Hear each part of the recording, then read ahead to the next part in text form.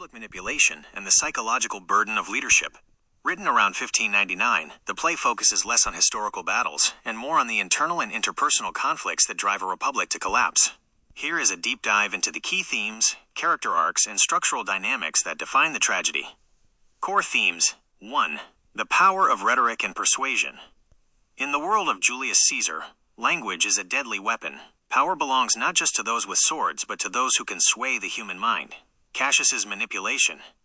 Cassius successfully recruits Brutus into the conspiracy not through raw logic, but by playing on Brutus's sense of honor and fear of tyranny. The funeral orations. This is the ultimate showdown of speech. Brutus uses cold, logical prose to appeal to the citizens' reason, convincing them that Caesar's death was a civic necessity.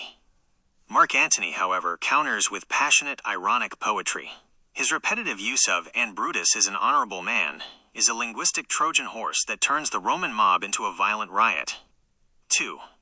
Honor versus pragmatism. The central conflict of the conspiracy rests on the friction between Brutus's idealistic honor and Cassius's ruthless practicality. Brutus believes that because their cause is pure, they do not need to swear oaths or kill Mark Antony. Cassius knows better. He understands that political overthrows require total ruthlessness. Brutus's insistence on taking the moral high ground ultimately dooms the conspiracy. 3. Fate, free will, and misinterpretation. The play is saturated with omens, nightmares, and prophecies. The soothsayer's warning, Calpurnia's dream, the ghost of Caesar. However, Shakespeare argues that humans choose how to read these signs. As Cassius famously notes, "The fault, dear Brutus, is not in our stars, but in ourselves that we are underlings." Characters repeatedly misinterpret reality to fit their internal desires or fears, culminating in Cassius committing suicide based on a mistaken report of a lost battle. The core character dynamics. While the play bears Caesar's name, Marcus Brutus is its true tragic hero. The psychological weight of the story is carried across 3 distinct political archetypes. Character. Role/archetype. Tragic flaw. Hamartia.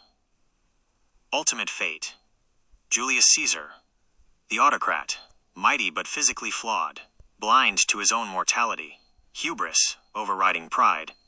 Believes he is immutable like the Northern Star, assassinated in the Senate by his closest allies. Marcus Brutus, the idealist, motivated entirely by the abstract love of Rome and liberty. Naivete, assumes everyone else operates with the same pure motives, falls on his own sword after losing the Battle of Philippi. Mark Antony, the opportunist, a brilliant tactician who uses loyalty as a political tool. Ruthlessness, willing to plunge Rome into civil war for personal vengeance and power, emerges victorious, forming the second triumvirate.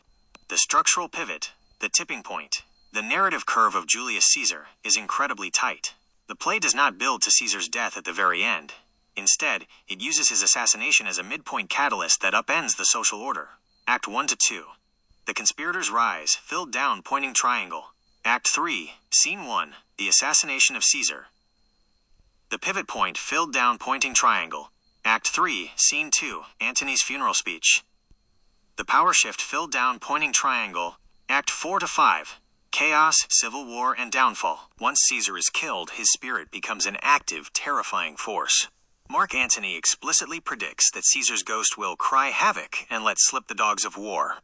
The second half of the play demonstrates a bitter irony. By killing Caesar to preserve the Republic, Brutus and Cassius inadvertently create the chaotic vacuum that births the Roman Empire.